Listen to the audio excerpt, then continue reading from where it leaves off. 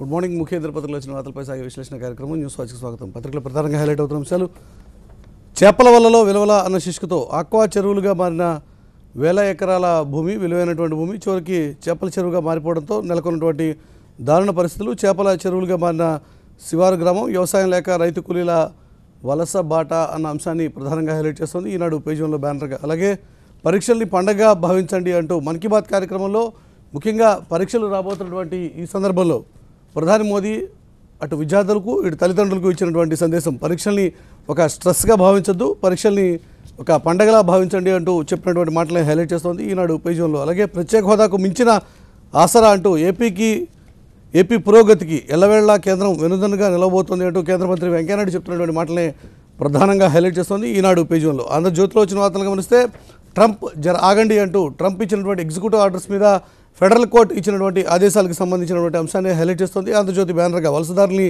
తిప్పి పంపడంపై federal judge stay అన్న వార్తని ప్రధానంగా హైలైట్ చేస్తుంది. అదే సందర్భంలో నిరసనల వెలువ ట్రంప్ నిర్ణయాలకు వ్యతిరేకంగా, ట్రంప్ రాకకి నిరసనగా, ట్రంప్ చేస్తున్నటువంటి కార్యక్రమాలకు నిరసనగా అమెరికా వ్యాప్తంగా నిరసన కార్యక్రమాలు ఇంకా కొనసాగుతూనే ఉన్నాయి. ఆ అంశాన్ని హైలైట్ చేస్తుంది ఆంధ్రజ్యోతి ప్రధానంగా పేజీలో. అలాగే నీటికి రొయ్య కాటు అన్న శీర్షికతో కోనసీమ గ్రామాల్లో తాగునీటి కష్టం, విచ్చలవిడిగా రొయ్యల చెరువులు తవ్వుతున్నటువంటి ఈ సందర్భంలో ఈనాడులో హైలైట్ చేస్తున్నట్టు వ్యవసాయ కూలీలు ఇబ్బంది పడమే కాదు, మంచినీటికి కూడా సమస్య నెలకొంది.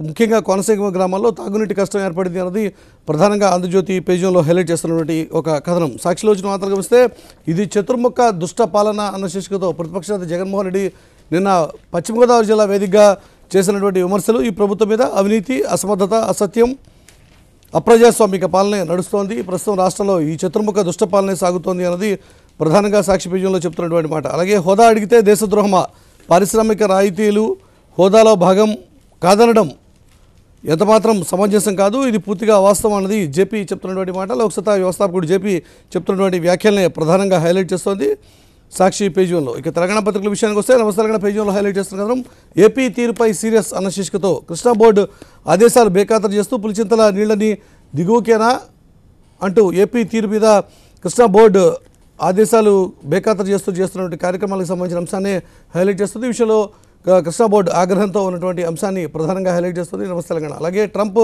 ఫర్మానాకు కోర్టు బ్రేక్ అంటూ ట్రంప్ ఇచ్చినటువంటి ఎగ్జిక్యూటివ్ ఆర్డర్స్ మీద కోర్టు స్టే ఇచ్చినటువంటి అంశాన్ని ప్రధానంగా హైలైట్ చేస్తుంది నమస్తే తెలంగాణ పేజీలో. ఇప్పుడు అమెరికా వ్యాప్తంగా జరుగుతున్నటువంటి చర్చ అదే. అమెరికాయే కాదు, ప్రపంచవ్యాప్తంగా ట్రంప్ తీరు పట్ల నిరసన కార్యక్రమాలు కొనసాగుతున్నటువంటి అంశాన్ని ప్రధానంగా హైలైట్ చేస్తుంది నమస్తే తెలంగాణ పేజీలో. పత్రికలో వచ్చిన వార్తల మీద విశ్లేషణ కార్యక్రమం మనతో పాటు పాల్గొన్నారు కాంగ్రెస్ పార్టీ నుంచి ఆ పార్టీ ముఖ్య నాయకులు గిడుగు రుద్రరాజు మనతో పాటు స్టూడియోలో ఉన్నారు. అలాగే బీజేపీ నుంచి ఆ పార్టీ ముఖ్య నాయకులు విష్ణువర్ధన్ మనతో పాటు చర్చలో పార్టిసిపేట్ చేస్తున్నారు. అలాగే వైఎస్ఆర్ పార్టీ నుంచి కోన రఘుపతి ఆ పార్టీ ముఖ్య నాయకులు ఎమ్మెల్యే మనతో పాటు చర్చలో అందుబాటులో ఉండబోతున్నారు. అలాగే టీడీపీ నుంచి ఆ పార్టీ ముఖ్య నాయకురాలు ముళ్లపూడి రేణుక విజయవాడ నుంచి మనకు లైవ్లో అందుబాటులో ఉన్నారు. ప్రధానంగా ప్రతిపక్ష పార్టీ నిన్న హైదరాబాద్ వేదికగా నిర్వహించినటువంటి సమావేశంలో తీసుకున్న ముఖ్యమైనటువంటి నిర్ణయం రేపటి నుంచి ప్రారంభం కాబోతున్నటువంటి బడ్జెట్ సమావేశాల్లో ప్రత్యేక హోదాకు సంబంధించి తాము ఆల్రెడీ ఇంట్రడ్యూస్ చేసినటువంటి ప్రైవేట్ మెంబర్ బిల్లు మీద పట్టు పడతాము అని చెప్పి ముందుగా రుద్రరాజు గారు మీ దగ్గర నుంచి ఇష్యూ స్టార్ట్ చేస్తే ఆల్రెడీ కేవీపీ గతంలోనే దీనికి సంబంధించి రాజ్యసభలో స్ట్రెస్ చేయడం, దానికి సంబంధించి కొంత చర్చ జరగడం, ఇది ఇక్కడ చర్చించడానికి వీల్లేదు, లోక్సభకు పోవాల్సిందే అంటూ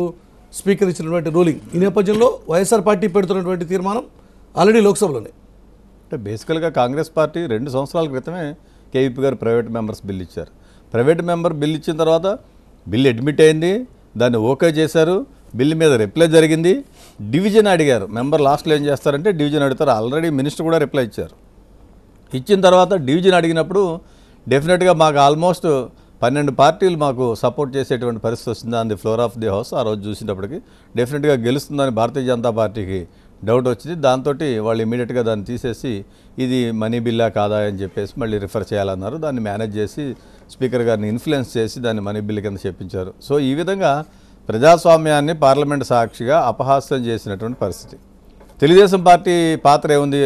అప్పుడు ముఖ్యమంత్రిగా ఉన్నటువంటి చంద్రబాబు నాయుడు గారు ఫారిన్ వెళ్తూ దీన్ని సపోర్ట్ చేయండి అని చెప్పి ఒక లీక్ ఇచ్చారు.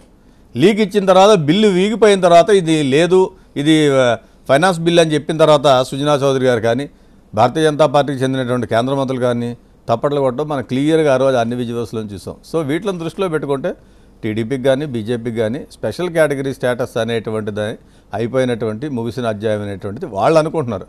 బట్ 2019 ఎన్నికలకి ఇది ప్రధానమైనటువంటి అజెండా. కానీ ఆంధ్రప్రదేశ్ నుంచి అయితే మీకు రిప్రజెంటేషన్ లేదు లోక్సభలో డైరెక్ట్గా, కానీ రాజ్యసభలో బలం ఉంది, సరే ఆ 12 పొలిటికల్ పార్టీస్ కానీ మిగతా రాష్ట్రాలకు సంబంధించినటువంటి కాంగ్రెస్ నాయకుల విషయంలో సపోర్ట్ చేసే ఆస్కారం ఉందా మీకు? డెఫినెట్గా విప్పించారు, అప్పుడు కూడా విప్పించారు, ఇప్పుడు కూడా మేము డెఫినెట్గా దాని మీద చాలా సీరియస్ సార్. మాది ఇష్యూ ఎడల వీఆర్ వెరీ సీరియస్. కాంగ్రెస్ పార్టీయా లేకపోతే కమ్యూనిస్ట్ పార్టీయా లేకపోతే జగన్ గారి పార్టీ అనేది కాదు, ఈ రాష్ట్రానికి స్పెషల్ కేటగిరీ స్టేటస్ రావాలి. దానికోసం ఏ రాజకీయ పార్టీ ఏది చేసినా కూడా మేము కూడా వాళ్ళతో కలిసి పనిచేయడానికి సిద్ధంగా ఉన్నాం. ఎందుకంటే నేషనల్ లెవెల్లో మాకు ఎంపీలు ఉన్నారు, వాళ్ళందరూ కూడా లోక్సభలో ఖార్గే గారు ఉన్నారు, వాళ్ళందరూ ఉన్నారు. అప్పుడు వాళ్ళకు కూడా తెలిసి ఇష్యూ అంతా కూడా గులాం నబీ ఆజాద్ గారు రాజ్యసభలో విప్పించారు. మిగిలినటువంటి 11-12 భావసారూప్యత కలిగినటువంటి రాజకీయ పార్టీలన్నీ మాకు సపోర్ట్ చేశాయి. ఈసారి కూడా మేము దీన్ని అదేవిధంగా అంత సీరియస్గా కూడా టేకప్ చేసేటువంటి అవకాశం. రెడ్డి గారు రియాక్ట్ అవుతారు. రెడ్డి గారు మీరేం చెప్తారు ఈ విషయంలో? మీ పార్టీ వైఖరి ఏ రకంగా ఉండబోతోంది? ఇప్పుడు ముందుగా మళ్ళీ ప్రైవేట్ బిల్లు లేకపోతే ప్రత్యేక హోదా గురించి మళ్ళీ ఈ పార్లమెంట్ సెషన్స్లో మాట్లాడటం అంటే ఇప్పుడు అయిపోయిన పెళ్లికి బాజాలు మోగించడం లాంటిది. గతంలోనే పార్లమెంట్లో పెట్టారు ప్రైవేట్ బిల్లు, అది ప్రైవేట్ బిల్ కాదు ఫైనాన్స్ బిల్ అని చెప్పారు, అదంతా కూడా అయిపోయినటువంటి అధ్యాయం. ఇప్పుడు ఏదైతే ముందుగా ఈరోజు కాంగ్రెస్ పార్టీ కానీ వైఎస్ఆర్ పార్టీ కానీ ఇతర మేధావులు కూడా ఎవరైతే ఈరోజు స్పెషల్ కేటగిరీ స్టేటస్ వస్తేనే ఈ రాష్ట్రానికి పెట్టుబడులు వస్తాయి, పరిశ్రమలు వస్తాయి, ఉద్యోగాలు వస్తాయని చెప్పి యువతని తప్పుదోవ పట్టించేటువంటి పరిస్థితి ఏదైతే తీసుకొస్తున్నారో వాళ్ళందరికీ కూడా నిన్న మొన్న జరిగినటువంటి ఈ సిఐఐ సదస్సులో వచ్చినటువంటి పెట్టుబడులు కానీ ఈ మెమరాండం ఆఫ్ అండర్స్టాండింగ్ ఎంఓయూస్ మీద సంతకాలు ఏదైతే జరిగాయో సుమారు 10.5 లక్షల కోట్లకు ఈరోజు జరిగాయంటే ఇది సిఐఐ చరిత్రలోనే ఇదొక రికార్డ్ అనమాట. గతంలో కూడా సిఐఐ జరిగింది, 2016లో సిఐఐ జరిగింది. ఫైనాన్స్ మినిస్టర్ గారు చెప్పారు 30% అనింది. ఇగో నా దగ్గర on record right information act కింద తీసుకొచ్చినట్టు అన్ని డాక్యుమెంట్లు ఉన్నాయి మీరు చేసిన అన్నింటిలోనూ. దాంట్లో నాట్ ఈవెన్ 3% గ్రౌండ్ కాలేదు. మీరేమో అన్ని కాదు, మీరు అన్ని లైవ్ లో అన్ని అసత్యాలు చెప్తేలాగా కాదండి. మీరు నా దగ్గర రైట్ ఇన్ఫర్మేషన్ యాక్ట్ కింద గవర్నమెంట్ దగ్గర గవర్నర్ గారు మాట్లాడి 5,000 కోట్లు అంటేనేమో మీరేమో దాన్ని అచ్చుతప్పు అంటారా, ఇంకొకరు మాట్లాడి ఇచ్చేస్తేమో అచ్చుతప్పు అంటారా? మీరు దాంట్లో ఏమే మురళీ గారు రుద్రరాజు గారిని కొంతసేపు ఉండమని చెప్పండి. ఎందుకంటే ఇప్పుడు వారు మాట్లాడుతున్నంత సేపు మేము విన్నాం. మేము మాట్లాడుతున్నప్పుడు కాంగ్రెస్ పార్టీకి సహనం కూడా ఉండాలి. మీరు ఏం చెప్పారు? మీరు మేనిఫెస్టోలో పెట్టారు స్పెషల్ కేటగిరీ స్టేటస్ కావాలన్నారు. అవును, ఆ రోజు కరెక్టే. మీరు ఒకసారి వినండి రుద్రరాజు గారు, ఈ రోజు స్పెషల్ కేటగిరీ స్టేటస్ గురించి అయిపోయింది. ఆ రోజు మేము మేనిఫెస్టోలో పెట్టామనంటే మీ మేనిఫెస్టోలో కాదు, మీరు చట్టంలో ఎందుకు పెట్టలేదు? మేనిఫెస్టోలో పెట్టారు, సభలో చెప్పారు. రెడ్డి గారు అక్కడతో అవ్వలేదు, మేనిఫెస్టోలో పెట్టారు, సభల్లో చెప్పారు, ఎన్నికల ప్రచార సభలో ఓట్లు అడిగే సందర్భంలో. ఆ తర్వాత ఇదే అసెంబ్లీలో 2 సార్లు ఏకగ్రీవంగా తీర్మానం కూడా స్టేట్ అసెంబ్లీ 2 సార్లు పార్టీలకు అతీతంగా 2 సార్లు తీర్మానం కూడా చేశారు. అయినా సరే కేంద్రం పట్టించుకోలేదు కదా. ఇప్పుడు ఒక ప్రైవేట్ మెంబర్ బిల్ వస్తుంది, దానికోసం సపోర్ట్ చేయొచ్చు కదా అనేది విపక్షాల మాట.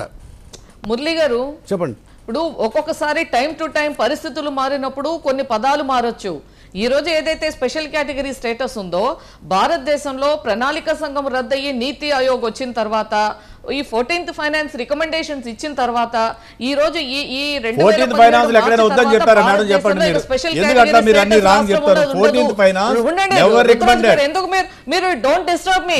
నో 14th ఫైనాన్స్ కి ఒక అయితే రిపోర్ట్ నా దగ్గర ఉంది. 14th ఫైనాన్స్ లో అమాత్య సేన్ గారు మీరు అంటే let me complete. Why do you this thing? మీకు అసలు మీకు చిత్తశుద్ధి ఉండుంటే ఆ రోజు పెట్టేవారు. మీకు తెలియదా 14th ఫైనాన్స్ కమిషన్ ఇచ్చినటువంటి రికమెండేషన్స్? దాంట్లో have you ever mentioned that there is not any special నిర్ణయం మీది. ఈ రోజు ఈ రాష్ట్రంలో యువతకు మాత్రం ఒకటే తెలియజేయదలుచుకున్నాం మేము. ఈ రాష్ట్ర యువతకు భవిత చంద్రబాబు నాయుడు గారు ఈ రోజు మీకు ఉద్యోగాలు కావాలన్నా, ఈ రాష్ట్రం సుభిక్షంగా ఉండాలన్నా, పెట్టుబడులతో ఆర్థికాభివృద్ధి చెందాలన్నా, మొత్తం ప్రపంచమే ఆర్థిక మాంద్యంతో ఉన్నటువంటి ఈ సమయంలో ఈ భారతదేశంలో ఒక చిన్న మన సిఐ సదస్సులో మనకి ఇన్ని లక్షల కోట్లు వచ్చాయంటే గతంలో ఎప్పుడైనా వచ్చాయా?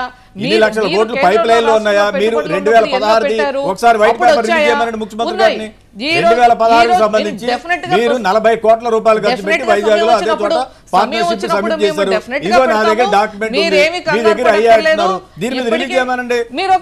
మీరు ఆర్బీఐ ఇచ్చింది కదా, ఆర్బీఐ ఇచ్చినటువంటి రిపోర్ట్ లో కాదండి, మీరు రిలీజ్ చేయండి. స్టేట్ గవర్నమెంట్ దగ్గర ఎన్ని పైప్ లైన్ ఉన్నాయి, ఎన్ని గ్రౌండ్ అయ్యాయి, ఎన్ని ఫైనాన్షియల్స్ వచ్చాయి, ఎన్ని ఎగ్జిక్యూషన్ లో ఉన్నాయి. ఇప్పుడు మీరు చెప్పిన దాని ప్రకారం ఏ జిల్లాకి వచ్చి రిలీజ్ చేయండి. ముఖ్యమంత్రి గారు నాన్ రికార్డ్ చెప్పమనండి. డెఫినెట్ గా చెప్తాము. రేపు ముఖ్యమంత్రి గారు చెప్తారు. మీరు ఇప్పుడు ఒక 5 నిమిషాలు టైం ఇస్తే నేను మొత్తం నాకు ఈ సెల్ ఫోన్ లో ఉన్నాయి ఒక్క సిఏ సదస్సు గురించి ఒకటే కాదు రెడ్డి గారు, ఈరోజు ఓవరాల్ గా స్టేట్ గ్రో అవ్వాలంటే ప్రత్యేక హోదా ఒక సంజీవని లాంటిది అన్నది గతంలోనే మీరు చెప్పినటువంటి మాట. ఆ మేరకు అసెంబ్లీలో తీర్మానాలు కూడా చేశారు, 2 సార్లు చేశారండి హౌస్ లో. ఆ మేరకు అసెంబ్లీలో ఏకగ్రీవ తీర్మానాలు కూడా జరిగాయి. నీతి ఆయోగ్ ప్రధానమంత్రి గారు ఆ రోజు రాజ్యసభలో కూడా ఏమన్నారు, ప్లానింగ్ కమిషన్ రద్దయి నీతి ఆయోగ్ వచ్చిన తర్వాతే జరిగిన తీర్మానాలు కదా అన్నారు. అంటే సెంట్రల్ ప్లానింగ్ కమిషన్ రద్దయి నీతి ఆయోగ్ వచ్చిన తర్వాత చేసినటువంటి తీర్మానాలు స్పాన్సర్డ్ స్కీమ్స్ వస్తాయి. కరెక్ట్ మురళి గారు, ఇప్పుడు మేము రాష్ట్ర ప్రయోజనాలను ఎక్కడా కూడా మేము తాకట్టు పెట్టట్లేదు. మీరు ఒకటి గమనించాలి, ఆ రోజు చంద్రబాబు నాయుడు తాపత్రయపడుతున్నాడు, చంద్రబాబు నాయుడు స్టేట్ కి పెట్టుబడులు రావాలని చెప్పి తంటాలు పడుతున్నాడు మీరు చెప్తున్నమాట, కాదంటే వీలేదు, ఆయన ఎఫర్ట్ ఆయన పెట్టుండొచ్చు. కానీ అది మరింత విజయవంతం కావాలి అంటే ఇటువంటి ప్రత్యేక హోదా లాంటి ఒక ప్రత్యేకమైనటువంటి వాతావరణం స్టేట్లో క్రియేట్ కావాలి కదా అన్నది విపక్షాల మాట. గతంలో మీరు కూడా అన్నటువంటి మాట అది. ఇప్పుడు అదే చెప్తున్నా మురళి గారు, దానికి ట్యాక్స్ ఇన్సెంటివ్స్ కి సంబంధం లేదు. నెంబర్ 1. నెంబర్ 2, ఏదైతే సెంట్రలీ స్పాన్సర్డ్ స్కీమ్స్ ఉన్నాయో ఎక్కడ 90%, 10% కేంద్ర ప్రభుత్వం రాష్ట్ర ప్రభుత్వం యొక్క వాటాతో వచ్చేటువంటి స్కీమ్స్ ని ఇప్పుడు అవి తగ్గించేసి మనకు ఈ డెవల్యూషన్ ఆఫ్ ఫండ్స్ లో 10% పెంచారు. 32% నుంచి 42% కి చేశారు. దీన్ని గమనించాలి. ముఖ్యమైనది ఈ రోజు క్యాపిటల్ లేదు, డెఫిసిట్ బడ్జెట్ తో స్టేట్ ఏర్పడింది అని చెప్పి ఎట్లయితే ప్రత్యేక హోదా ఇచ్చారో అట్లా డెవల్యూషన్ ఆఫ్ ఫండ్స్ అనేది ఏపీకి మాత్రమే చేశారా? That was national level policy madam. ఒకటి మురళి గారు, ఇప్పుడు ఈ రోజు ఈఏపీ కింద ఉదాహరణకు నిన్న సిఐఐ లో మనకి 50 నుంచి వచ్చిన వాళ్ళు మీరు ఇక్కడ పెట్టుబడులు పెట్టాలి అంటే ఓవర్ నైట్ అయిపోతుందా మీకు? మరి ఇంకెందుకండి, మీరు 3 సంవత్సరాలు అయింది, 3 సంవత్సరాలు అయింది, ఓవర్ నైట్ అయిపోతుందంటే మీరు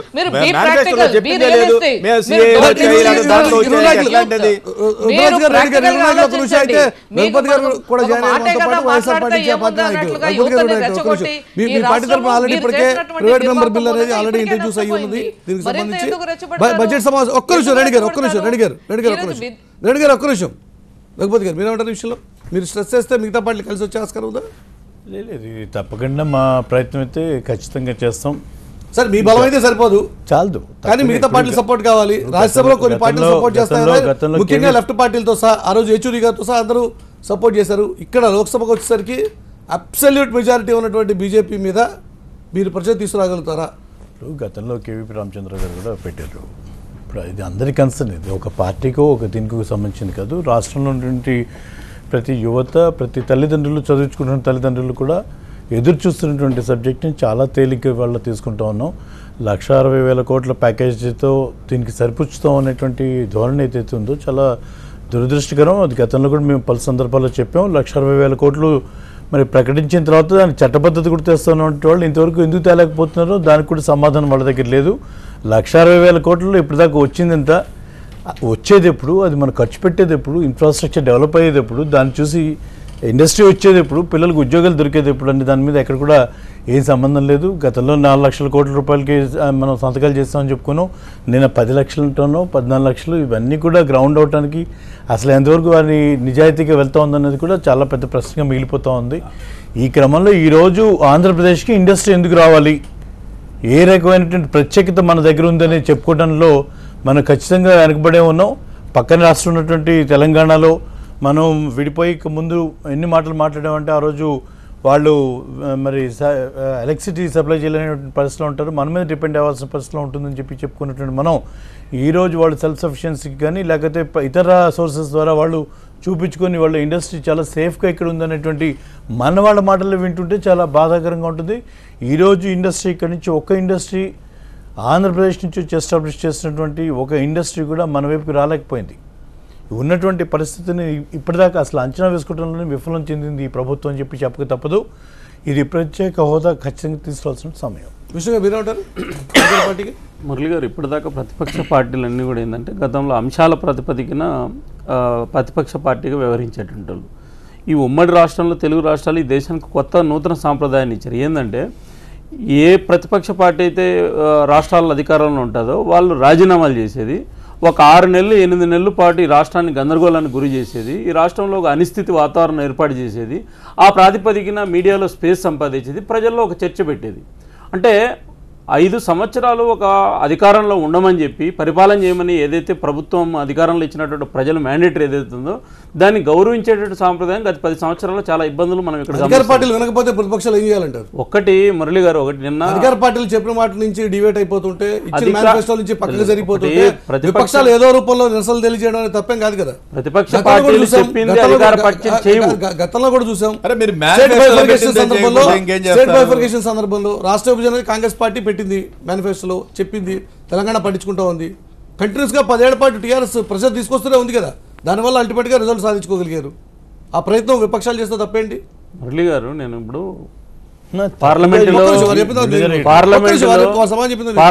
ఇప్పుడు వైఎస్ఆర్ కాంగ్రెస్ పార్టీ నిన్న సమావేశం పెట్టుకొని మేము ప్రైవేట్ మెంబర్ బిల్లు పెడతామని చెప్పారు. వాళ్ళని నేను ఒకటి అడుగుతున్నా కాంగ్రెస్ పార్టీని, వైఎస్ఆర్ కాంగ్రెస్ పార్టీని, ప్రైవేట్ మెంబర్ బిల్లులు ఇప్పటిదాకా పార్లమెంట్లో ఎన్ని పెట్టారు, ఎంత ఫలితాలు సాధించాయి? లేదు, ఈ దేశంలో ప్రతిపక్ష పార్టీగా ఉన్నటువంటి పార్లమెంట్లో రాజ్యసభలో బలం ఉన్నటువంటి పార్టీ అయినటువంటి Congress party private member bill పెట్టింది, ఏ రకంగా అబాస్ పాలైందనే విషయం మనకు తెలుసు. ఇక్కడ నేను 2 విషయాలు కాదండి, అడ్మిట్ నేను చెప్తా, చాలా రోజులు ఆగాలి.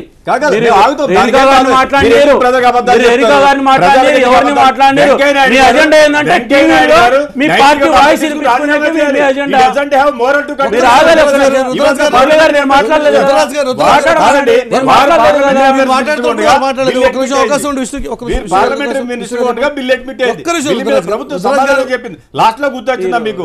23 నిమిషాలు నేను ఓపిక కూర్చున్నా, మీరు మినిమం 20 సంవత్సరాలు ఓపిక ఉండాలి. ఎందుకంటే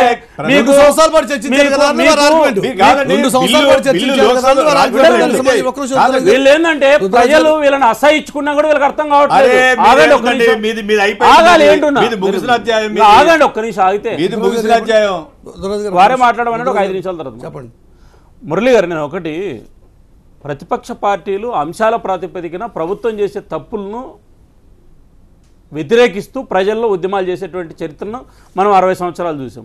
ఇప్పుడు కొత్త ట్రెండ్ ఏంటంటే వాళ్ళకి ప్రజల్లో మద్దతు లేదు, ప్రజల దగ్గర పోతే అసహించుకుంటున్నారు. కారణం ఏంటంటే సిఐఏ సదస్సు జరుగుతుంది, ఏదో అంతో ఇంత డబ్బులు వస్తున్నాయి, వచ్చి రాకోకుండా పోతే విమర్శలు చేయండి, వచ్చిన దాంట్లో ఏమన్నా పొరపాట్లు ఉన్నాయో గుర్తు చేయండి అంటే లేదు 27 సిఐఏ సదస్సు విశాఖపట్నం జరుగుతుందంటే ఆంధ్రప్రదేశ్ నాశనం కావాల్సిందే అని ఒక కాంగ్రెస్ పార్టీ అంటుంది. మేము విశాఖపట్నం పోయి గొడవ చేస్తామని వైఎస్ఆర్ చెప్పండి. మీరు మురళి గారు రుద్రరాజు గారి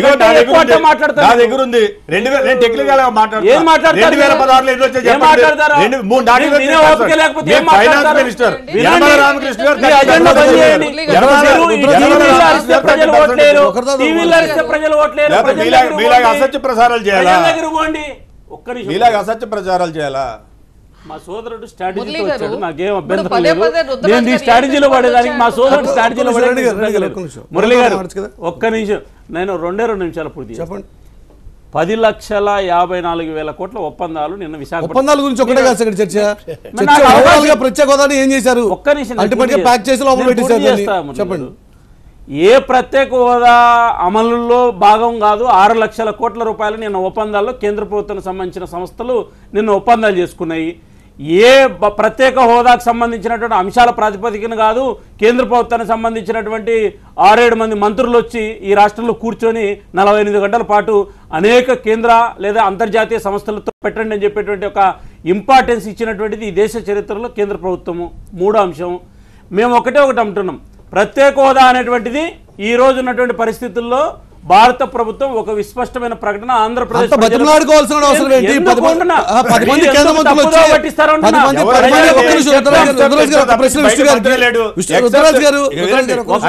మాట్లాడిస్తే నా వర్షం వెళ్తుంది. ఒక్క నిమిషం మాట్లాడిస్తే మురళి గారైనా లేకపోతే రుద్రరాజు గారైనా నా వర్షం వెళ్తుంది. మిమ్మల్ని అడిగే ప్రశ్న చెప్పండి. 10 మంది మంత్రులు వచ్చి బతిమలాడుకోవాల్సిన అవసరం ఏంటి? ఏపీలో ఉన్నటువంటి ఇన్ఫ్రాస్ట్రక్చర్ కానీ ఉన్న వాతావరణం, ఆంధ్రప్రదేశ్ నిర్మలా సీతారామన్ గారు ఆంధ్రప్రదేశ్ ఎక్సెప్ట్ అరుణ్ జైట్లీ అండ్ మాట్లాడకూడదు. నేను ఒకటి ఎవరైనా మాట్లాడకూడదు అని అజెండాతో వచ్చారా టీవీ?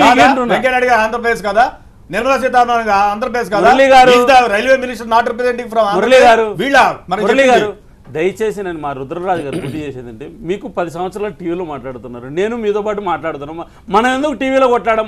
మీరు ఏం చెప్పాలనుకుంటే వాయిస్ జనాలు ఇవ్వాలి. నేను ఒక్కటే విషయం చెప్తాను.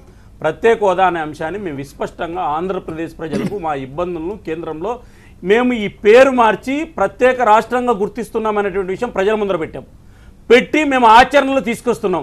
మేము చేసే అంశాలు ప్రాతిపదికన ఏమైనా మేము ఒక విషయం చెప్పాము రాష్ట్ర ప్రజలకు. ప్రత్యేక హోదా కింద ఏం బెనిఫిట్స్ ఉన్నాయో ప్రత్యేక ప్యాకేజీ ద్వారా ప్రత్యేక రాష్ట్రాన్నిగా మేము గుర్తించిన ద్వారా మేము ఇవన్నీ అమలు చేస్తున్నామని చెప్పి ప్రారంభం చేసాం. మేము చేసేటువంటి అంశాల్లో ఒకవేళ లోపాలు ఉన్నాయి, ప్రజలు దాన్ని స్వాగతించడం లేదు, మీరు చెప్తున్నట్లు ప్రజలు వ్యతిరేకిస్తున్నారు అనేటట్లయితే మేము అంశాల వారీగా ప్రజల దగ్గరికి ఒక వైట్ పేపర్ రిలీజ్ చేసాం. ఏం చెప్పాము? ఒక 2,37,000 కోట్ల రూపాయలు మేము అప్పుడు 24 నెలల్లో ప్రజల ముందర పెట్టాం. ఈ రోజు మేము ఏం చెప్తున్నాము? నిన్న సిఐ సదస్సు జరిగినప్పటి నుంచి 6 లక్షల కోట్ల రూపాయలు రాష్ట్రానికి డబ్బులు ఇచ్చామని చెప్తున్నాం. మరి రాష్ట్రానికి డబ్బులు కావాలా? రాష్ట్రాన్ని అభివృద్ధికి వ్యతిరేకంగా నిలుస్తారా? రాష్ట్రంలో శాంతి భద్రతలు లేకుండా చేస్తారా? రాష్ట్రానికి వ్యతిరేకంగా ఇది మురళి గారు సామెతలా తయారీ. ప్రతిపక్షంలో ఉన్నప్పుడు వాళ్ళు చేసినటువంటి కార్యక్రమాలు మర్చిపోయారు. వాళ్ళు అధికార పార్టీలోకి రాగానే ప్రతిపక్షం వాళ్ళు ఎవరు మాట్లాడకూడదు, ఎవరు కూడా ఏ ప్రదర్శన చేయకూడదు, ఎవరైనా ఏదైనా ప్రదర్శన చేస్తే లక్షల కోట్లు వెనక్కి వెళ్ళిపోతాయి. ఇది ఎక్కడిదండి బాబు? 26వ తారీఖున మనకి వాళ్ళు రాజ్యాంగం తెచ్చుకున్నాం, కొన్ని మనకి హక్కులు అర్హతలు ఉన్నాయి, ఒక ప్రతిపక్షంగా బాధ్యతలు ఉంటాయి. ఒక కొవ్వొత్తుల ర్యాలీ చాలా చక్కగా మనం ప్రజల్లో ఉన్నటువంటి విషయాన్ని పోతే ఇంకొంచెం ఇంపాక్ట్ వస్తుంది. మరి అధికారంలో ఉన్నటువంటి చంద్రబాబు నాయుడు గారికి కూడా వారు చెప్పినట్టుగా ఇంకో 2 కేంద్ర మంత్రులు వచ్చి కూర్చుంటారు, ఇంకో 4 కాంట్రాక్టులు అవుతాయని మాకు కూడా మేము కూడా ప్రభుత్వాన్ని సహకరిస్తూ ఉన్నాం. ఏదో రకంగా ఇక్కడ ఈ ప్రభుత్వం కొంత కళ్ళు తెరుచుకొని ఇప్పటికైనా అర్థం చేసుకొని గత ఈవెంట్కి ఇప్పుడు ఈవెంట్కి, ఎందుకంటే మన ఈవెంట్స్లో కండక్ట్ చేయడంలో ఎక్సలెంట్గా ఈవెంట్ కండక్ట్ చేస్తాం. 14 లక్షల కోట్లు కేంద్రం నిర్ణయిస్తే ఒప్పందాల్లో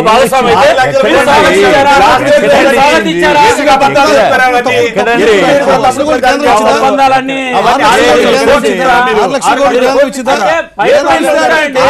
6 లక్షల కోట్లు సుడిగాలిలో తీసుకొని హైదరాబాద్ లో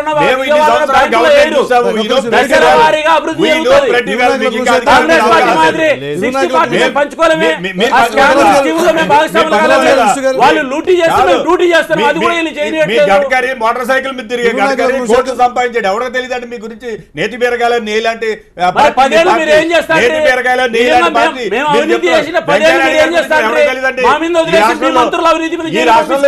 రాష్ట్రంలో వెంకయ్యనాయుడు భారతీయ జనతా పార్టీలో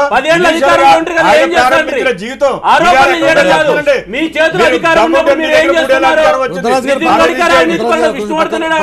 కేంద్రంలో బీజేపీ అవినీతి పనులు మీరేం చేస్తారు? 10 ఏళ్ళ అధికారంలో కేంద్రమంత్రులందరినీ జైలు పంపిస్తారు.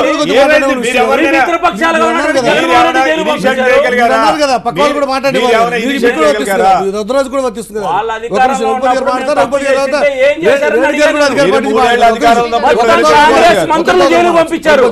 తప్పు చేసింది మీరు, ద్రోహం చేసింది మీరు, మోసం చేసింది మీరు. ఇద్దరు కూడా మంచి భాష మీద పట్టున్న వాళ్ళే. ఆర్గ్యుమెంట్ కాదు, పాయింట్కి వద్దాం. ఇక్కడికి వచ్చేప్పటికి మేము చేస్తాం 3 సంవత్సరాలు దాదాపుగా అవుతున్నటువంటి క్రమంలో మనం ఏదైతే ఈ రాష్ట్రాన్ని విడగొట్టినప్పుడు చేసినటువంటి వాగ్దానాలు ఉన్నాయో, ఏదైతే చర్చకి బేస్ చేసుకొని మాట్లాడుతూ ఉన్నామో, ఏదైతే వెంకయ్యనాయుడు గారిని సన్మానాలలో చేసి ఈ రాష్ట్రానికి ఆయనే మరి ఒక హీరోలాగా మనం ప్రొజెక్ట్ చేసి అద్భుతంగా మాట్లాడి ఈ ప్రత్యేక హోదా తేవాల్సినటువంటి ఆవశ్యకతను చక్కగా చెప్పినటువంటి వ్యక్తి. 2 సార్లు మేము బిల్లుని మరి ఏకగ్రీవంగా ఎందుకు పాస్ చేసి పంపించామో తెలియదు. ఆ సభలో కూడా అద్భుతంగా చంద్రబాబు నాయుడు గారు కూడా ప్రజెంట్ చేశారు. మనకి రావాల్సినటువంటి ఆవశ్యకత సడన్గా ఏం మార్పు వచ్చేసింది? ఈ 1,60,000 కోట్ల ప్యాకేజీ గొడవ ఏంటి? దీంట్లో చెప్పినప్పటి నుంచి ఇప్పటిదాకా ఉన్న సమయంలో ఎంత వచ్చింది? ఎక్కడ కూడా మనం దాని వివరాలు లేవు మన దగ్గర. మురళి గారు, ఒక రుద్రరాజు గారిని మాట్లాడుతున్నప్పుడు డిస్టర్బ్ చేయొద్దని చెప్పండి. ముఖ్యంగా ఈరోజు ఒకటి, ఇప్పుడు గతంలోనూ జరిగాయి ఈ సదస్సులు పెట్టారు. ఏది ఉమ్మడి రాష్ట్రంలో కిరణ్ కుమార్ రెడ్డి టైంలో కానీ రాజశేఖర రెడ్డి గారి టైంలో కానీ పెట్టారు. ఆ రోజు మీకు కన్వర్షన్ రేట్ ఎంత ఉంది? కనీసం 3% కూడా ఆ రోజు ఎంఓయూలో 3% దాటినటువంటి పరిస్థితి. ఈరోజు మేము 2016లో జరిగినటువంటి సిఐఏ సదస్సులో 927 ఎంఓయూస్ అవుతే సుమారు 657 అగ్రిమెంట్స్ మేము కన్వర్ట్ చేసాం ఈ రోజు. అవన్నీ కూడా గ్రౌండ్ అయి ఉన్నాయి. కొన్ని ల్యాండ్ ఎక్విజిషన్, ల్యాండ్ వాళ్ళకి అలాట్మెంట్ చేయడం జరిగింది, కొన్ని డిపిఆర్ అయింది, కొన్ని ఫైనాన్షియల్ క్లోజర్ అయ్యాయి, కొన్ని ప్రొడక్షన్లోకి వచ్చాయి. ఇప్పుడు మీరు నెల్లూరు వెళ్తే గమేషా కమెన్స్మెంట్ అయిపోయి ప్రొడక్షన్లోకి వచ్చింది. అలాగే అనంతపూర్లో విండ్ మిల్స్ వచ్చాయి, మీకు చిత్తూరులో సెల్కామ్ వచ్చింది. అలాగే మీకు మిగతా జిల్లాల్లో కూడా మీకు లిస్ట్ ఉంది, మీకు ఏదైతే ఏ స్టేజ్లో ఉంది అనేటువంటిది. కాబట్టి ఈరోజు ఏదైనా ఒక ఇండస్ట్రీ ముందుకు రావాలి అంటే, ఒక ప్రొడక్షన్ స్టేజ్కి వచ్చి రావాలి అంటే కనీసం దానికి ఒక జెస్టేషన్ పీరియడ్ ఉంటుంది. నిజమే, కష్టపడి తీసుకొచ్చే ప్రయత్నంలో ఉన్నారు, మీరు చేస్తున్నటువంటి ఆర్గ్యుమెంట్ అది. కానీ ఇదే పార్లమెంట్లో, ఇదే పెద్దల సభలో, ఇదే వెంకయ్యనాయుడు గారు చెప్పినటువంటి మాట, ఒక ప్రాజెక్ట్ గ్రౌండ్ అయ్యి దాని ఫ్రూట్స్ ప్రజలకు అందాలి అంటే 5 ఏళ్ళు ప్రత్యేక హోదా సరిపోదు, కనీసం ఒక 10 ఏళ్ళు ప్రత్యేక హోదా ఇస్తే ఇటువంటి కార్యక్రమాలు జరగచ్చు. ఎందుకంటే ఈ స్టేట్కి పరిశ్రమలు లేవు, రాజధాని లేదు, డెఫిసిట్ బడ్జెట్తో ఏర్పడుతున్నటువంటి స్టేట్ కాబట్టి ఈ స్టేట్ మిగతా రాష్ట్రాల కంటే కూడా ప్రత్యేకమని వాదించినటువంటి మాట. ఇప్పుడు మీరు తీసుకొస్తున్నటువంటి ఎఫర్ట్స్ కాదనడానికి వీల్లేదు, చేస్తున్నా ఉన్నారు. ఓకే, మీరు చేసే ప్రయత్నం ఎంతవరకు దాని రిజల్ట్ రావాలి అంటే టైం పడుతుంది కదా. దానికి ప్రత్యేక హోదా లాంటివి యాడ్ అయితే మరింత మేలు జరుగుతున్నది విపక్షాల మాట. వెంకయ్యనాయుడు గారు చెప్పిన మాట, అసెంబ్లీలో తీర్మానం సందర్భంలో మనం చెప్పిన మాట అది వాస్తవం. మురళి గారు, మీరు చెప్పింది ఆ రోజు ఉన్నటువంటి పరిస్థితుల్లో అది వాస్తవం. అవును, ఈఏపీలో మీకు లిమిట్ లేదని చెప్పారు. ఈఏపీలో మీరు ఎంత ప్రాజెక్ట్స్ తెచ్చుకున్నా దానికి అప్పర్ లిమిట్ లేకుండా మేము చేస్తామన్నారు. మీకు తెలుసు ఈ రోజు మనకి వరల్డ్ బ్యాంక్ కానీ, ఏడీబీ కానీ, జైకా నుంచి కానీ నిధులు తెచ్చుకుంటే ఎక్స్టర్నల్ ఎయిడెడ్. అవును, మేము ఇప్పుడు మేము రాజధానికి 4000 crores పెట్టాము, విశాఖపట్నం మెట్రోకి 4000 crores మేము దానికి విజయవాడ మెట్రో రైలు అయిపోయింది. తర్వాత ఇవన్నీ కూడా వీటికి సంబంధించి మొత్తం 42,000 కోట్ల రూపాయలకి సంబంధించి ఇప్పుడు ఈఏపీ ప్రాజెక్ట్స్ కి డిపిఆర్ రెడీ అయిపోయింది. మీకు అవన్నీ కూడా కేంద్ర ప్రభుత్వం అనుమతి ఇస్తే ఇతర దేశాల నుంచి తెచ్చుకుంటానికి, నిధులు తెచ్చుకుంటానికి అవకాశం ఉంటుంది. దీన్ని మళ్ళీ పేమెంట్ ఎవరు చేస్తారు? అది కేంద్ర ప్రభుత్వమే ఆ భారం భరించేటువంటి పరిస్థితి ఉంది. కాబట్టి ఇక్కడ అప్పర్ లిమిట్ లేదు కాబట్టి మనకి దీని నుంచి ఎంతైనా నిధులు తెచ్చుకుంటానికి అవకాశం ఉంది. రెండవది, ఈ రోజు జరిగినటువంటి ఒప్పందాల్లో సెంట్రల్ గవర్నమెంట్ ఇన్స్టిట్యూషన్స్ ఏది మనకి గెయిల్ కానీ, ఓఎన్జీసీ కానీ ఇవన్నీ కూడా అవన్నీ కూడా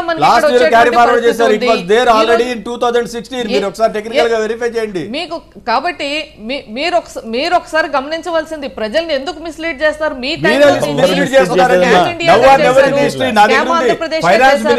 ఆంధ్రప్రదేశ్ లో పెట్టుబడిదారులని జైలుకు పంపించారు, అధికారులు పంపించారు.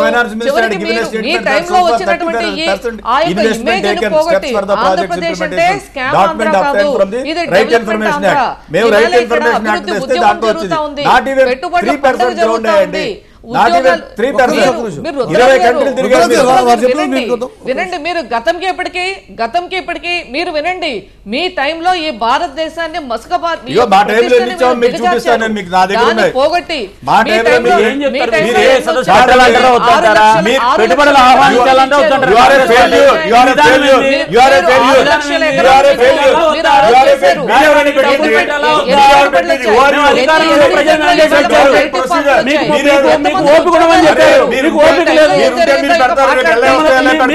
రాష్ట్ర ప్రజల మీద కోపం కాంగ్రెస్ పార్టీకి ప్రజల మీద కోపం అండి. ఎందుకంటే వీళ్ళకి ఒక ఎమ్మెల్యే సీట్ గెలిపలేదు, ఒక ఎంపీ సీట్ గెలిపలేదు. కోపం, రాష్ట్రాన్ని ఏదో విధంగా పాడు చేయాలి వీళ్ళు. ఆంధ్రప్రదేశ్ రాష్ట్ర ప్రజలు ఏ పాపం వీళ్ళకు ఒక ఎమ్మెల్యే సీట్, ఒక ఎంపీ సీట్ గెలిపలేదు.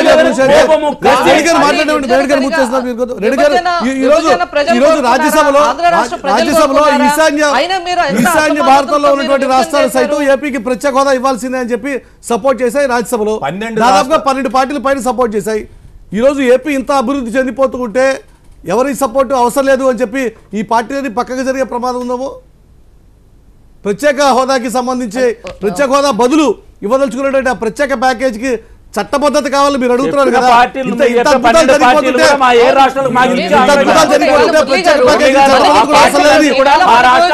రాష్ట్రానికి 2 కళ్ళు, పోలవరం, రాజధాని, రాష్ట్రాలన్నీ పక్కన జరుగుతాయేమో ఇప్పుడు. చెప్పండి రెడ్డి గారు. మురళి గారు, ఈ రోజు మనకి ఆంధ్రప్రదేశ్ కి లైఫ్ లైన్ పోలవరం. మనకి పోలవరం చేసుకుంటా, పోలవరం 100% ఇంతకు ముందు జాతీయ ప్రాజెక్ట్ కి బేటికి కూడా 90% నిధులు మించి ఇవ్వలేదు. మీరు చట్టంలో ఏమని పెట్టారు? మీరు దాన్ని టైం కాలపరిమితికి ఇచ్చారా? పోలవరానికి ఒక 100 రూపాయలు శాంక్షన్ చేశారని మీరు మండలాలు భూములు కలిపి తెలంగాణ రాష్ట్రంలో మాత్రం మీరు ఎందుకు పోలవరం కంప్లైంట్ అయితే మీ పార్టీ పోలవరం గురించి కాంగ్రెస్ మాట్లాడిన నైతిక ఎక్కడ ఉందండి? పోలవరం ముప్పు వడగాలు తీసుకుని తెలంగాణలో కలిపి పంచాయతీ పెట్టినట్టు విభజన బిల్లులో దుర్మార్గంగా ఉద్దేశపూర్వకంగా పోలవరం ప్రాజెక్ట్ కాకూడదని చెప్పి వీళ్ళు ముప్పు వడగాలు అక్కడ పెట్టినటువంటి వాళ్ళు మీరు అధికారంలో ఉన్న రోజుల్లో కేంద్ర ప్రభుత్వం ఒక్క పైసా ఇవ్వలేదు పోలవరానికి. కేంద్ర ప్రభుత్వం ఈ రోజు పూర్తి స్థాయిలో డబ్బులు ఇస్తాను కసి ఉందండి.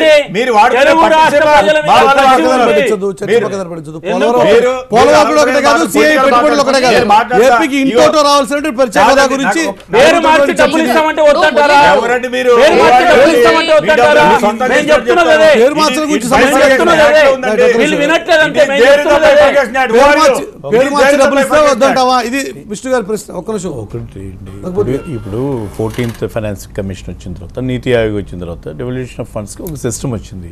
ఇదేదో మనకి ఆంధ్రప్రదేశ్కి ప్రత్యేకంగా ఒరగబెడతా ఉంది ఏమి లేదన్న విషయం పదే పదే మనం గుర్తు చేసిన అవసరం లేదు.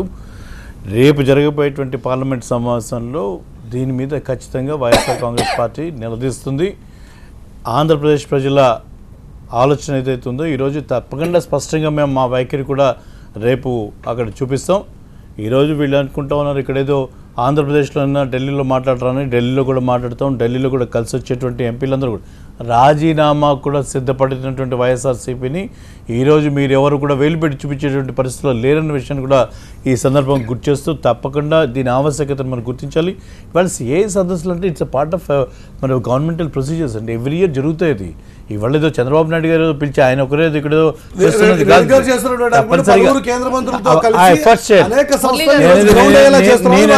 ఆయన ఎఫర్ట్స్ తక్కువ అని చెప్పట్లేదు నేను. చంద్రబాబు నాయుడు గారు తప్పకుండా బాగా చేస్తారు, చేయాలని కోరుకున్నాం. ఆయన అనుభవానికి కూడా మేము పెద్దపీట వేసి ఆయన అనుభవాన్ని కూడా చూసి కొంతమంది ఓట్లు వేశారు, అందుకని ఆయన ముఖ్యమంత్రి అయ్యారు. That is the duty. మేము చేయాల్సింది మేము చెప్తున్నది ఏంటంటే ఇవాళ ప్రజల్లో ఉన్నటువంటి ఆవేదన. వీళ్ళకి 5 సంవత్సరాలు మేము అధికారం ఇస్తే వీళ్ళు 50 సంవత్సరాల ప్రణాళిక చెప్తారేంటి? ఈ 5 సంవత్సరాలు చెప్పిన మాట ఎక్కడికి పోతా ఉంది? ఏం చేయదలుచుకున్నారు? మాకు రావాల్సినది ఎందుకు రానియట్లేదు? ఇవాళ ప్రత్యేక హోదా అనేది ప్రత్యేకంగా మాట్లాడినటువంటి రాజకీయ పార్టీలు ఎలక్షన్ల ముందర అద్భుతంగా మాట్లాడినటువంటి బీజేపీ పార్టీ కానీ తెలుగుదేశం పార్టీ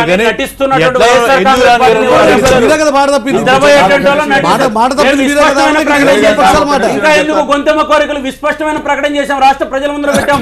ప్రత్యేక హోదా వైఎస్ఆర్ కాంగ్రెస్ పార్టీ అడగలేదు, ప్రత్యేక హోదా కాంగ్రెస్ పార్టీ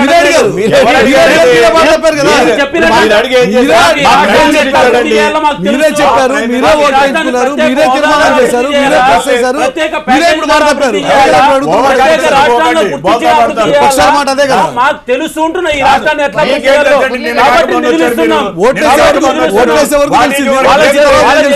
కాంగ్రెస్ పార్టీకి 10 ఏళ్ళు దోచేసే స్కీమ్ వైఎస్ఆర్ కాంగ్రెస్ పార్టీ ఏం చేస్తున్నారు?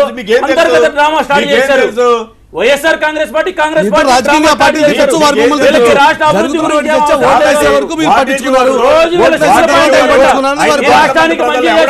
ఈ రాష్ట్రానికి